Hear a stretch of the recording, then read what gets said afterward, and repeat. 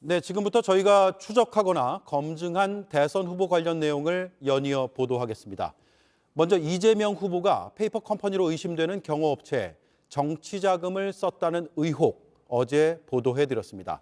이 업체는 무허가 업체였습니다. 이에 대해 이 후보가 직접 해명을 했습니다. 경호가 아니다, 인력 지원을 받았다고 했습니다. 그런데 저희가 선대위 간부를 통해 당시 상황을 더 들어봤습니다. 이 후보와는 다른 설명을 했습니다. 경호가 맞다고 했습니다. 정혜성 기자입니다.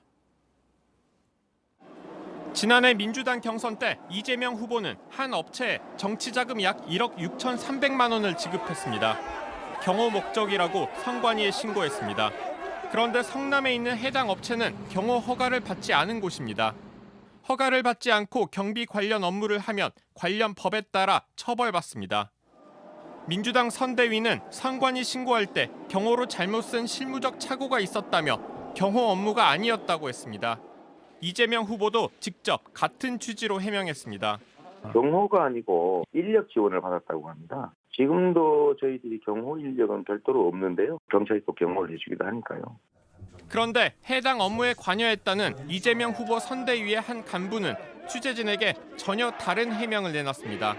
그분들이 실제로 경호 업무를 했어요. 당시 해당 업체가 경호 업무를 한 게 맞다는 겁니다.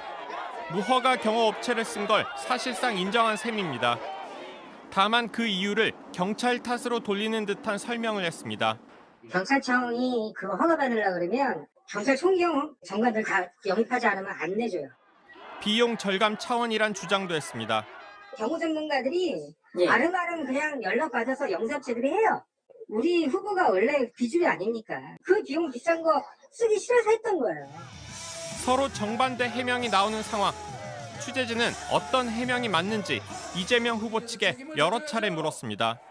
선대위는 실제 경호를 했다는 건 A팀장 개인적 의견으로 사실이 아니란 취지로 재차 해명했습니다.